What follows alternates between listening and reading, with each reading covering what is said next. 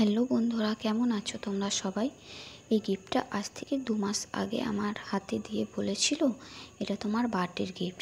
এই কথাটা শুনে আমার প্রচণ্ড রাগ হয়েছিল। রাগ হওয়ার একটাই কারণ, সেটা হচ্ছে আমার বার্থডের দিন সে ভুলে গেছিলো, আমায় উইশ করেনি। তারপর 1 মাস পর হাতে গিফট দিয়ে বলেছিল এটা তোমার বার্থডের গিফট। এই জন্যই রাগ হয়েছিল যে তাহলে কি গিফটটাই সব কিছু।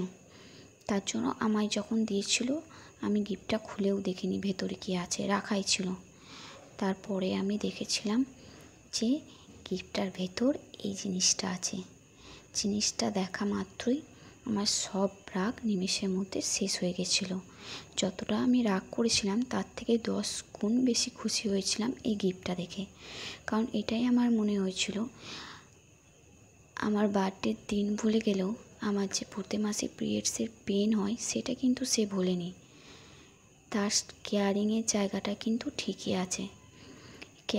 এই গিফটটা আমি এমনিই পেতাম বার্থডে না থাকলেও, কারণ হচ্ছে আমার যখন পিরিয়ডসের পেন হয় আমি যেমন কষ্ট পাই ঠিক সেও কষ্ট পায় আমার ব্যথা দেখে, আর কিভাবে কষ্ট কমাবে সেটাই করে। কষ্ট পাওয়া আমি দেখেছি। আমার যখন সিস্টের পেন উঠেছিল আমি যেমন কষ্ট পেয়েছি ঠিক তেমন ও কষ্ট পেয়েছিল, আর এত কান্না করছিল।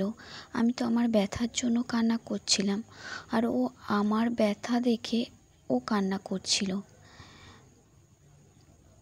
তখন আমি খুব কাছে থেকে ওকে দেখেছিলাম যে ও কতটা আমার জন্য কষ্ট পেয়েছে।